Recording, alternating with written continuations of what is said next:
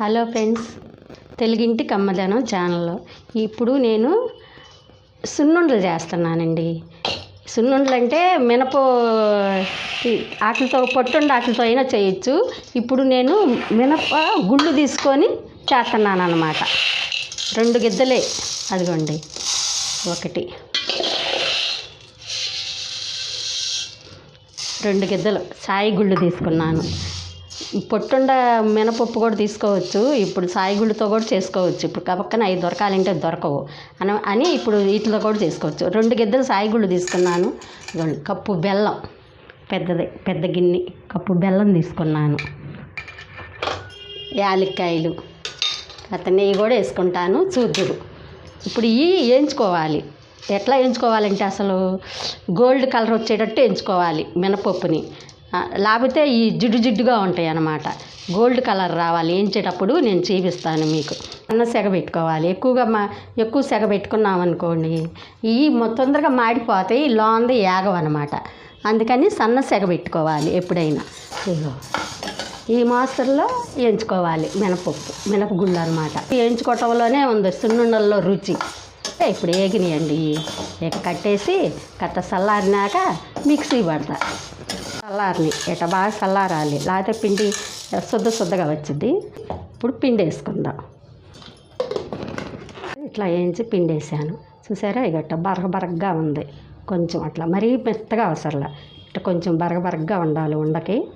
ఇప్పుడు ఇందులోనే బెల్లం వేసేసుకుందాం.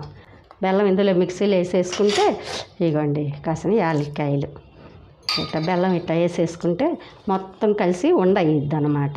ఇగోండి చక్కగా చూసారా, బెల్లం వేయించినది ఎంత కమ్మట వాసన వస్తుందో.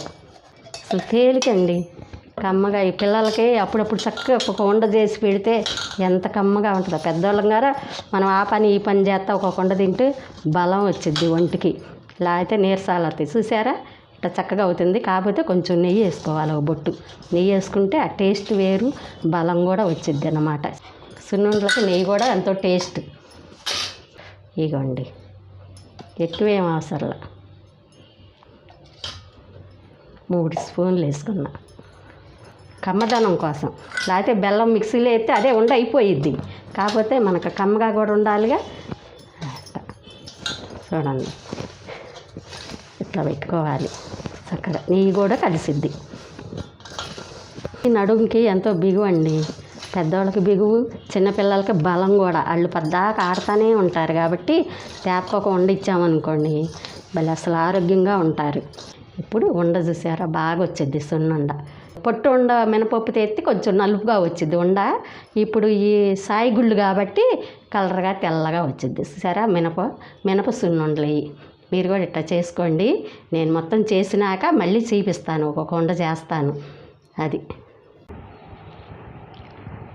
అదిగోండి ఉండ. సరే, ఒక సున్నుండ తింటే చాలు రోజుకి. మీకు ఎక్కువ నెయ్యి ఉంటే ఒక అరగిద్ద అయినా పోసుకోవచ్చు.